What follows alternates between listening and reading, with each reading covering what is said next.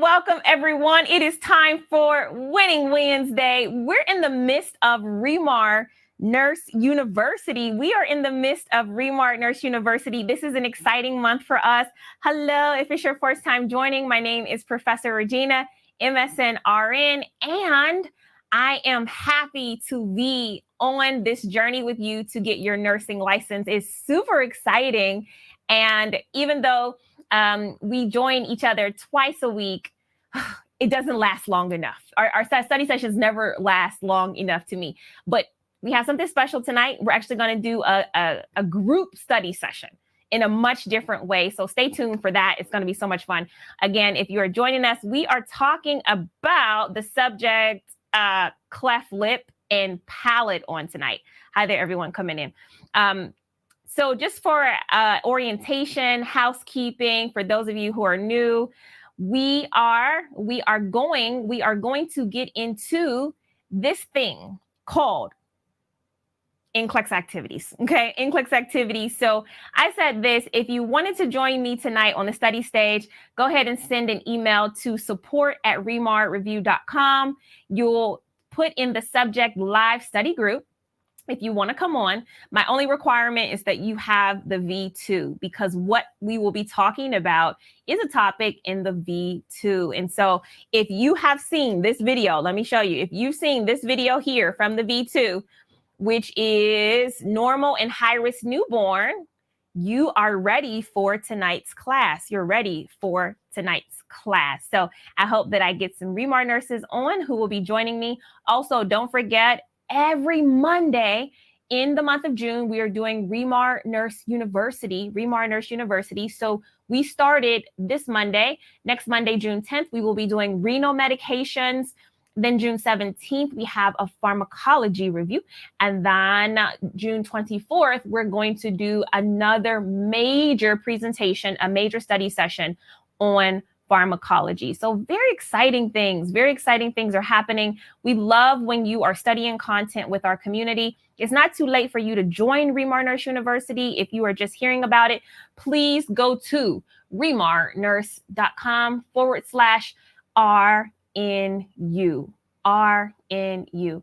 And all the month of June, we will be celebrating and preparing, most importantly, training for your NCLEX. I'm so glad, Deborah. She said, I finally brought my V2 subscription. So that means, Deborah, that you now have my lectures, you have the question bank, the CAT exam, the books, my favorite thing, and the daily study schedule. So shout out to Deborah Newton. She says, I finally brought the V2. Yes, I finally brought the V2. All right, so during RNU, for those of you who haven't jumped into the V2, you will notice if you go to the website, we reduced the price and gave you an amazing sale, 50% off of this review program. The reason why we're doing this is because we know that this is graduation season. And so more nurses are looking for prep material, looking for a pathway in order to study the information that may not have been covered in nursing school, or if you were in an accelerated nursing program where everything was so fast that you had to learn and dump and learn and dump and learn and dump, then this is your opportunity to get into my NCLEX review, where we can take our time and really look at the safety information that will make you a passable nurse, that make you passing this NCLEX, because that is the entire goal of what we're doing here. So remarnurse.com, if you want to know more information about that review. There are different options for you in terms of how long you do my review for. Most students are going to do a 3-month time frame in my review. However, if you are testing in June or if you are testing in July, go ahead and choose that 1-month option so that you can be accountable and be ready for your exam, especially if you're a new graduate. If you're a repeat test taker, you may need a little bit more time. You may be like a little bit more time. So just be realistic with where you are in your learning. Nobody knows how you learn better than yourself. So if you are somebody that likes to read and take their time and slow down, just get the 3-month option. you will feel more comfortable in my program because V2 is challenging. All right, let's get into the beginning of our topic before we start our practice questions. We always do content first before practice questions. So we are talking today about cleft lip and cleft palate. If you have the V2 workbook, this is covered on page 15. This is covered on page 15 of V2 plus the video that I showed you. So in general, guys, anytime we talk about a cleft is what? It's a medical term that means a gap or a split. A gap or a split. Now, you see this in newborns because that cleft is present at birth. It's not something that you typically will see after birth. It happens in the very formative first weeks of a baby's development. So I think it's around 8 to 10 weeks this cleft develops. Okay, are you guys tracking with me? So when we talk about a cleft, it can be in two distinct places. It can be in a baby's lip or it can be in the palate. Now, the palate is an anatomical term. You should know what the palate entails. If you don't know, it's okay. But what you are going to do is look that thing up, okay? Cleft lip and cleft palate can be, it could be certain directions. So it could be unilateral, involving one side of the mouth, or it could be bilateral, involving both sides of the mouth. Okay, both sides of the mouth. So just understand that there is varying degrees of a cleft lip and a cleft palate. The epidemiology, meaning how common is cleft lip and cleft palate? Why is this on NCLEX? Why do we study this congenital defect for NCLEX? The reason why we study it is because it is very common. It is actually the fourth most common congenital disorder in the US. So 1 in about every 1,600 babies is born with a cleft lip or a cleft palate. How many of us know somebody with this condition? I do. I absolutely do. Okay. So 1 in about 1,700 babies is born with the cleft palate in the US. And we understand that the cleft palate is a more extensive congenital defect than just the cleft lip. Okay. All right. Yes, well, people are saying, I know, I do. So why does this happen? Why are babies born with this congenital defect? It is hereditary. Okay. We have to talk about the intrauteral environment. So if the mother was smoking during pregnancy, if the mother was drinking alcohol during pregnancy, remember in the V2, we talk about cleft lip and palate with fetal alcohol syndrome and spina bifida. Those are also things that you need to be aware of for the NCLEX. Sometimes with obesity during pregnancy, if there is vitamin deficiency like folic acid, we know folic acid, very important to a developing embryo. And then if there is any medications that are in the mother's system, such as anti-seizure medications or steroid tablets, they can cause ill formation of the neural tube structure of the baby. Okay. Well, I saw you already putting the complications of cleft lip and cleft palate in the comments. So very good. You are thinking, what happens when a baby is born with this condition? Think about this. Is it treatable? What is the treatment for cleft lip and cleft palate? Ultimately, what does that baby need to have done? Because they are going to present on NCLEX and in real life with these complications. The complications are difficulty feeding, a misalignment of the teeth and jaw, frequent ear infections, hearing loss, dental problems, speech difficulties. In fact, we want to see this condition corrected before that first word. When it comes to cleft lip, we want to see that situation corrected before the first word is said. Yes. Challenges of coping with a medical condition. And so that's the baby, and that is the parents. So when we talk about difficulty feeding, what challenges are these babies going to have? What challenges are these babies going to have? Think about that. Okay.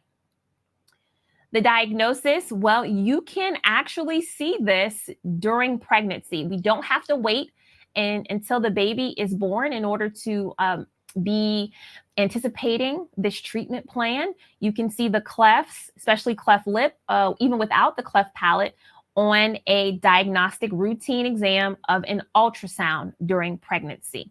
So very, very good in terms of you guys understanding the importance of ultrasound. And I see you understanding the importance of that difficulty with feeding, because in the comments you have nutrition, aspiration, poor growth, yes, failure to thrive. These are all complications of the cleft lip and cleft palate. Yes, improper latching, especially with bottles, So the treatment you put in the comments, how are we going to treat cleft lip and cleft palate? Very simply, we have to close the cleft. If a cleft is a gap or an opening, we have to surgically do what nature did not do.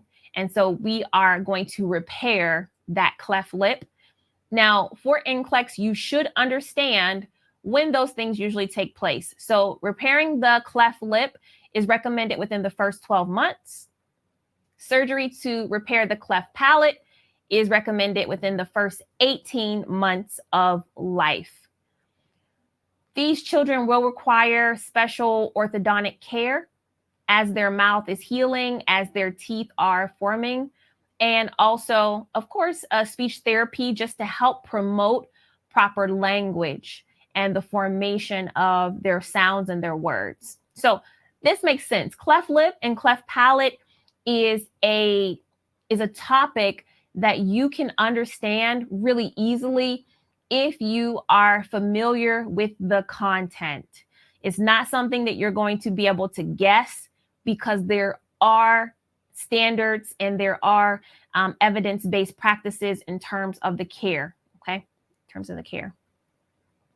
Your nursing responsibilities as a registered nurse or a practical nurse, you need to help promote the nutrition of these patients. So if a mother is breastfeeding and the baby is not able to have a proper latch, we have to look at other alternatives to get that nutrient into the baby. So that may mean express feeding the baby with a spoon, feeding the baby with a syringe with a rubber tip on it, on the end of it.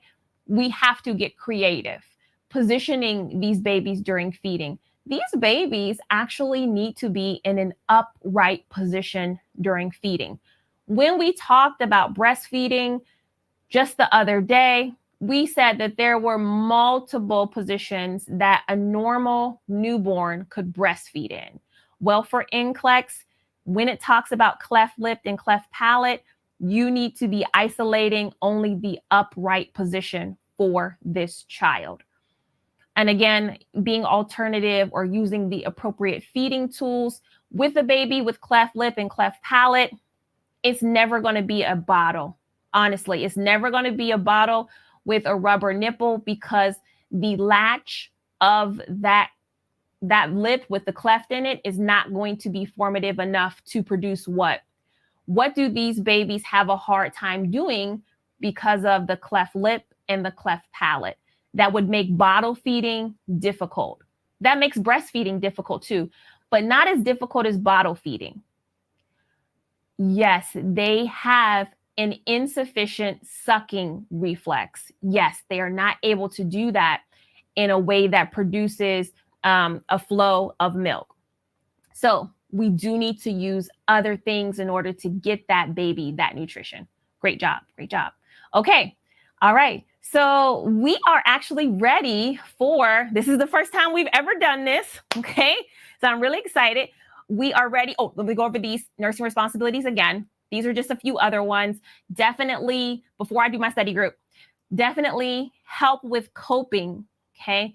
When mothers have visions or parents have expectations about what their baby looks like, how their baby behaves, very rarely is a cleft lip or cleft palate in the vision.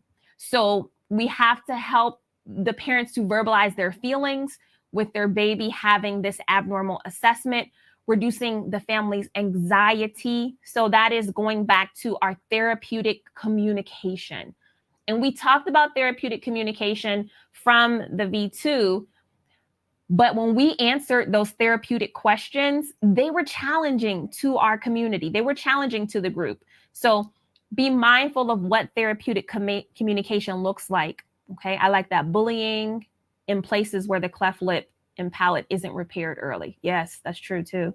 Promoting safety in terms of feeding the baby, preventing aspiration, because that's huge. Aspiration pneumonia.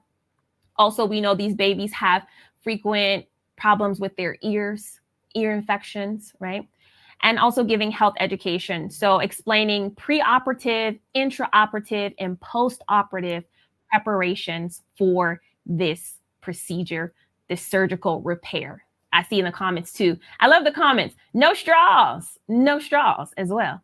Good. Thank you. All right.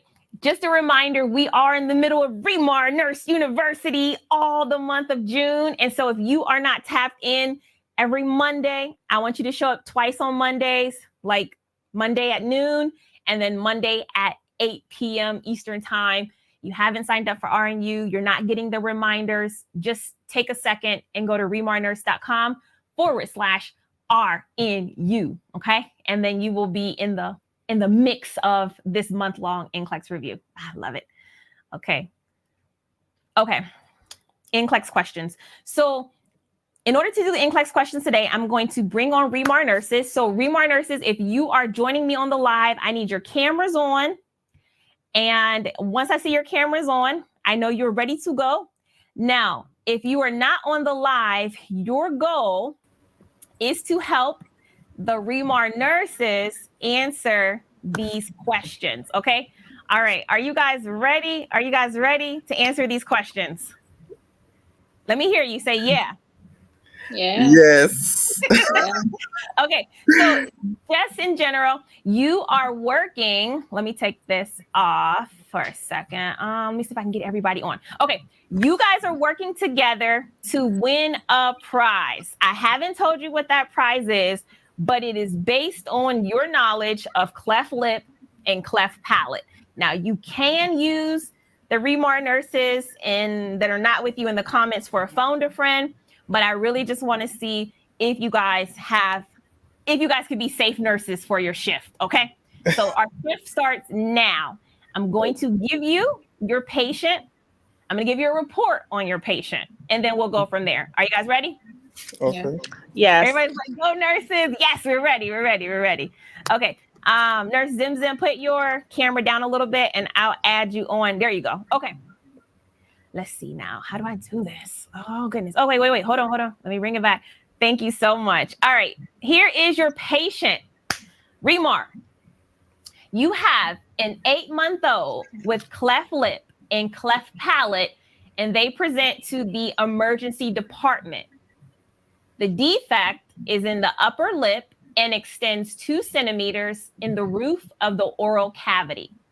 The child has a runny nose. Mom states difficulty feeding, sucking, weaning to food, and nasal regurgitation of milk. There is a history of recurrent ear infections. Okay.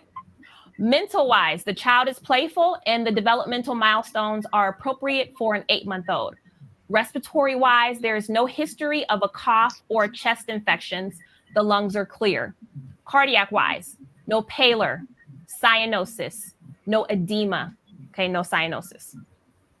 Information about this patient you should know: the cleft lip repair was done 6 months ago under general anesthesia, no complications.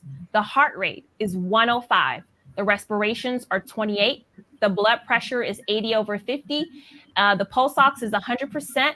The temperature is 36.1 degrees Celsius.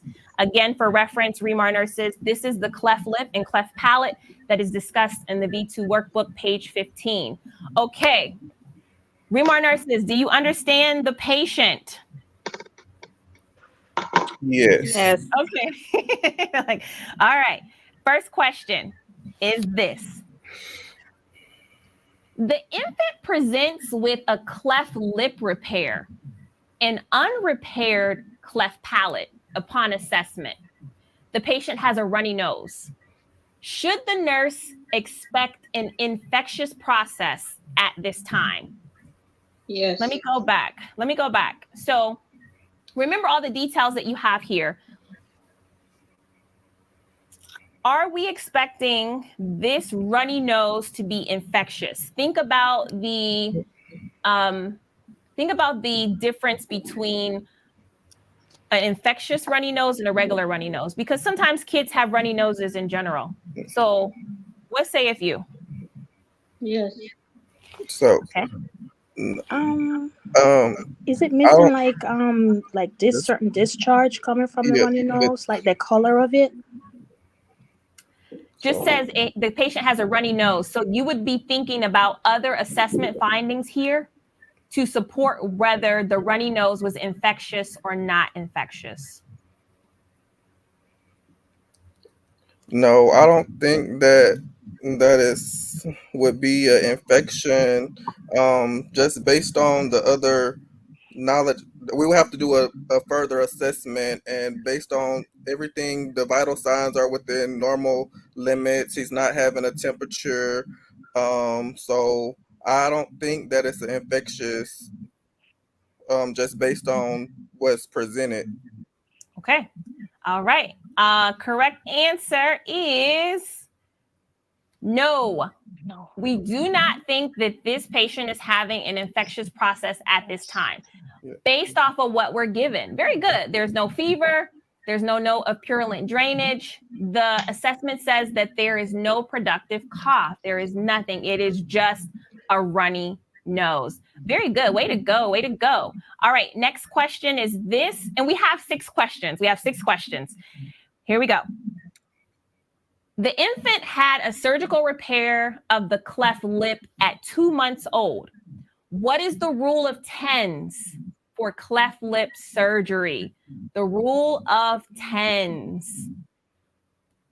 There are 4 assessment findings. Just give me 1 or 2 of them, if you remember. Also check the comments too, because the comments are also there to help you. The rule of tens. We want the baby, and remember the cleft lip is done a little bit sooner. So 10 is the age. So we want the baby to be how many weeks? Say it. How many weeks do we want the baby to be? 8 weeks. 10 weeks. 10 weeks. Okay. Yep, we want the baby to be 10 weeks. How much do we want the baby to weigh? 10 pounds. Yep. All right. 10 weeks, 10 pounds. We want that hemoglobin to be at 10. And then we also want the white blood cell count to be less than 10,000. 10,000. Okay. Yep. So that is the rule of tens that is really helpful in terms of knowing if the baby is ready for cleft lip surgery. So that one is kind of challenging to remember. But if we think about the tens, we won't forget it. Okay. All right. Next question is this. We're just progressing through the cleft lip. Okay. Here's a good question. Why isn't the cleft palate corrected at the same time as the cleft lip? Typically, we'll see the cleft lip done first and then the cleft palate. Does anybody know why? Yeah, because the cleft palate is not noticed early. Okay. And is at the back of the palate, hidden. Okay. So definitely the location matters. Yeah. The location of that palate means that it is, somebody put this in the comments, it's a more extensive surgery. If we're talking about the lip, that's really not as invasive as the roof of the mouth. You think about the roof of the mouth, that is definitely a more invasive procedure than just healing the lip or just surgically suturing the lip. So very good, very good. So the answer was the cleft lip. I'm sorry, it should be the cleft palate is more invasive. It is usually done when the baby is older. The tissues need to be more mature, and the surgery is actually more complicated. What type of anesthesia would the cleft palate require? Local or general? General. General anesthesia. Yes, very good. So if we think about putting somebody under general anesthesia, we want them to have a certain weight. We want them to be older. So that's why the baby is usually over a year when they get the cleft palate repair. Good job. Okay, next question is this. Why would the doctor order the following laboratory tests for an infant with cleft lip and cleft palate? What is the importance of a type cross and match for this surgical procedure? What does the type cross and match tell us? It tells the blood type, and you want to do that just in case they have, if they're hemorrhaging. Yes, good job, good job. And what does the hemoglobin and hematocrit tell us?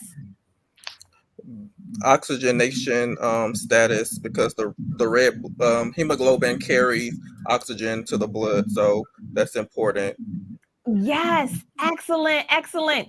So type and cross determines the blood type, and then also the hemoglobin. It's very important that the baby has a certain amount of hemoglobin when we talk about surgical repair, because then that is going to allow us to know, like you said, Nurse Dixon, the oxygen capacity of those tissues. Are those tissues going to heal quickly, or may there be a delay in healing? All right, great job, great job. Okay, let's do the next question. You guys are working through this beautifully. Good teamwork here. Oh, this is a question. Which procedure is based off the hemoglobin and hematocrit values more? The cleft palate repair or the cleft lip repair? What I'm asking is, what is more important in the surgical procedures? So if I'm getting a cleft lip repair or if I'm getting a cleft palate repair, where is my hemoglobin and hematocrit going to matter more? In which procedure? Would it be the cleft palate, since you said earlier that, you know, is more intense, a more intensive surgery that the baby's going to be doing, so you want to make sure that they're good to go? Absolutely, absolutely. My cleft palate repair is going to require the nurse and the doctor to know the baby's hemoglobin and hematocrit, because which one is going to have more bleeding? Is it the cleft lip or the cleft palate surgery? The cleft palate surgery. Yeah, that's going to have more bleeding. So great job thinking through that. Cleft palate surgery. All right. So I have here the cleft palate repair is more extensive surgery that will require or have more intra, post, and operative bleeding. Okay. Here's my final question for you guys. All right. Looking for safe nurses is question number 6. What would the complete metabolic panel, okay, the CMP, tell the nurse about the patient with cleft lip? Oh, this is good. So think about the laboratory values, and what is that going to tell us about the patient with cleft lip? Remember, what did I say is a struggle of a baby who has a cleft lip? What do they not do well? The CMP would tell overall nutritional status of the newborn. Yes, absolutely. The CMP is going to tell you, you got it exactly. You hit the nail on the head exactly. One of the major concerns, and this is what you have to be able to do for Next Gen NCLEX, You have to it's not about memorizing those lab values anymore. Forget that. It's about being able to interpret the appropriateness and what it means for your patient. So the CMP is going to tell us the nutritional status of our baby with cleft lip, because we know that they can have issues with malnutrition, failure to thrive, low birth weight. So overall, you guys did amazing. Congratulations. You guys gotta give yourself a round of applause. That is good. Good job, everybody. Okay. And I was just testing to see if you would be safe nurses or not, who I was dealing with in the REMAR community. I had no doubt that you would do it. So great job.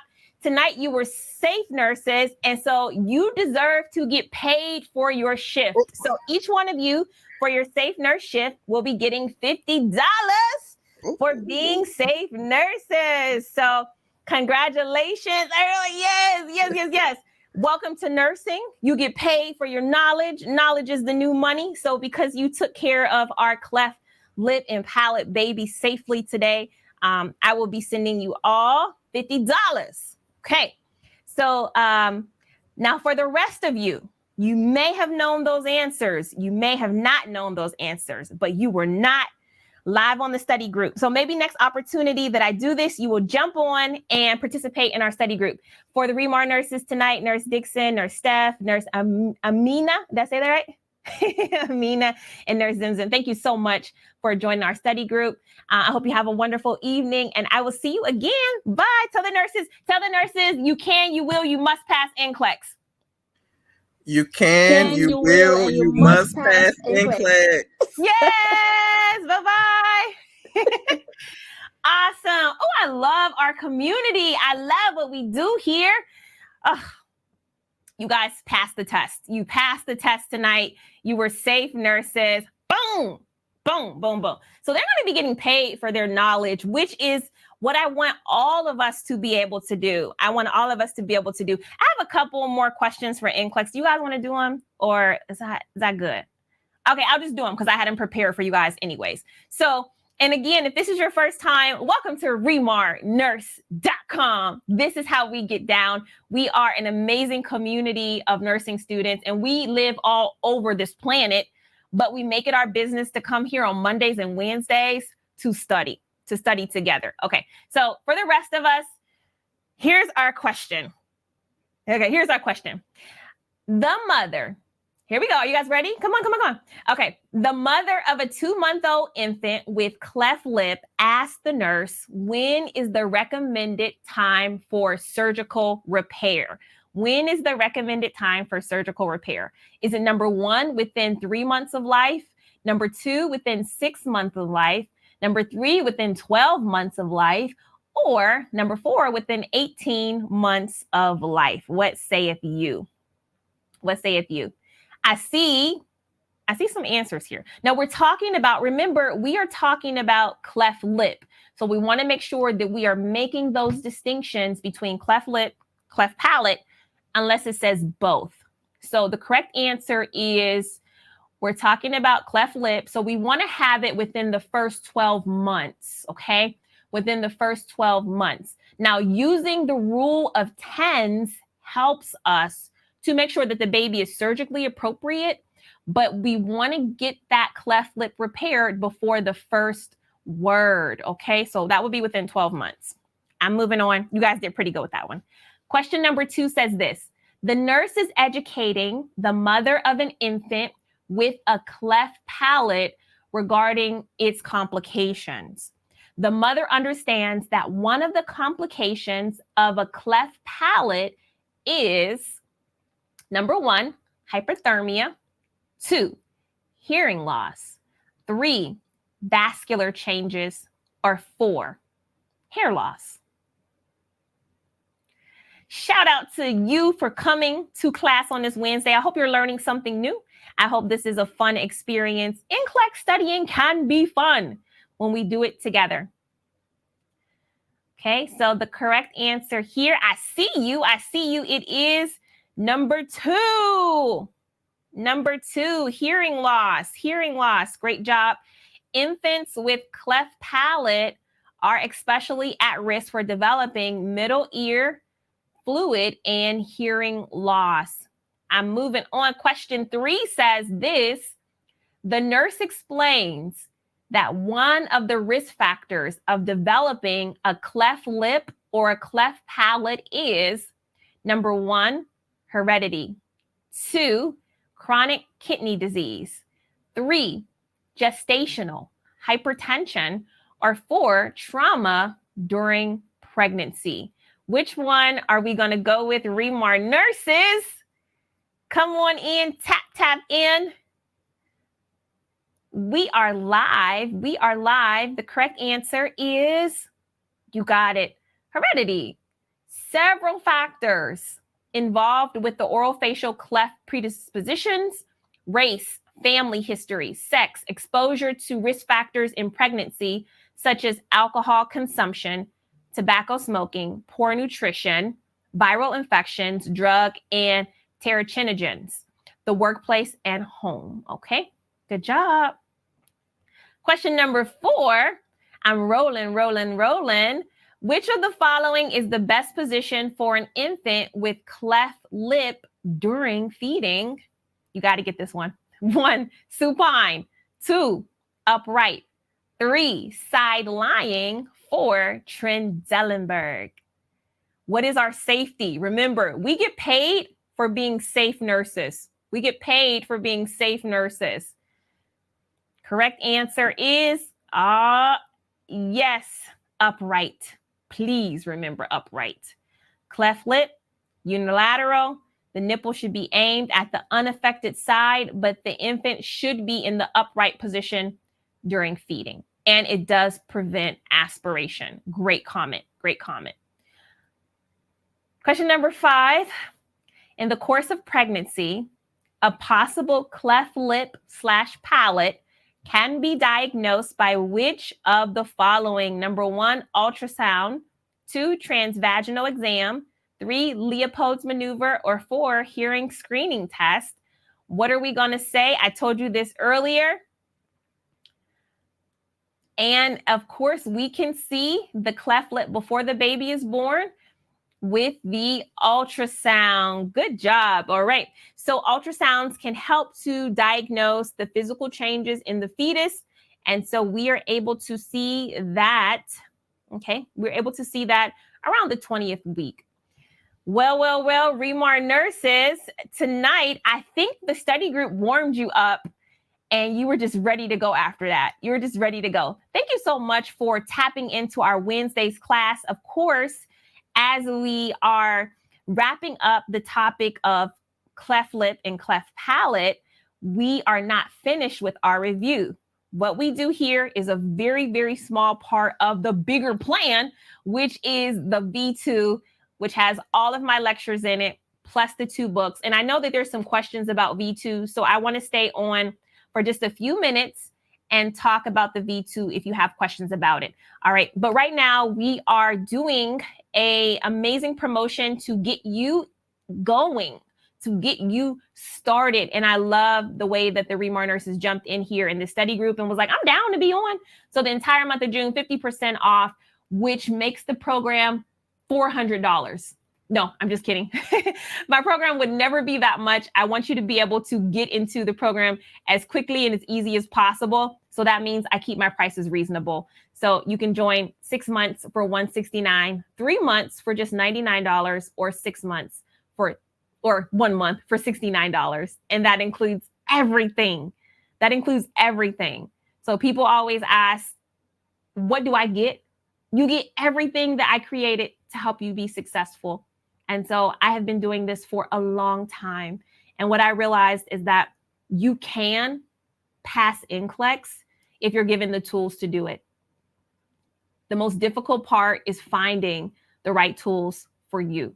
So if you're a non-traditional nursing student, you struggle with your attention span, you cannot be studying for 8 hours a day, you really just need the information quick and to the point, but you also are somebody that likes to have activity while you're learning, then the V2 is the program for you. The V2 is the program for you. So tap into it. You get the best of everything I ever created. Plus it is for next gen NCLEX. So if you love the case studies, then tap into the program.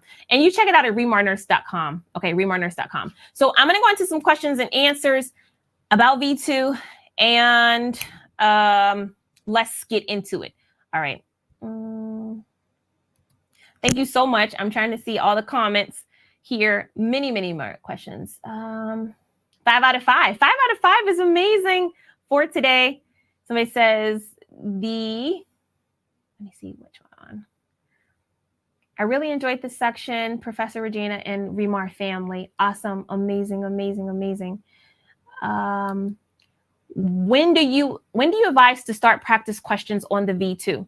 Great question. So the V2, I always tell you to definitely focus more on the content. That is the lessons that I teach inside. But if you are using your daily study calendar, it will tell you when to do the practice questions, Kai. So make sure that you have your daily study calendar printed out. And if you follow that, it will allow you to do questions at an appropriate time. I do have some students who like to do questions after the different subjects. So for example, if you watch a lecture on maternity, then you go into the question bank and do maternity questions. I don't mind you doing that if that is your process for learning. But I always say use the study calendar. Somebody says, do we still deduct the Quick Facts book if we have it? Yes. If you already have, during the sale, if you already have this book, but you want the V2 lectures in the question bank, deduct the Quick Facts and it will take your price down even lower. I think $20 lower. So if you do the 1 month, you can literally get that for $49 or I think $79 for the 3 month. So yeah, if you already have Quick Facts, let me just go in here, but you want to get the rest of the program, then take the Quick Facts off. Okay. Somebody asked about the free trial. Where did it go? Somebody said about the free trial. Can I do the free trial until Friday? Yes. If you want to get into the free trial of V2 and see how the program works, you absolutely can do that. The free trial sign up is remarnurse.com/free. Okay. I have Archer and Mark Clemec and want to purchase your V2, failed twice, really want to pass in my next attempt. Okay, I'm so glad you're here. What I would say is that when you're studying for NCLEX, please only use one NCLEX review. Nursing students make it more challenging when you try to do multiple NCLEX reviews at once. So if you are considering V2, my NCLEX review, do not do it with anything else, okay? I would say definitely break that studying situation before adding something new, especially if you're a repeat test taker, because if it didn't work for you in the past, don't go back to it. All right, so just start something new or don't do V2, because I think it would just make it even more challenging for you. So take that suggestion.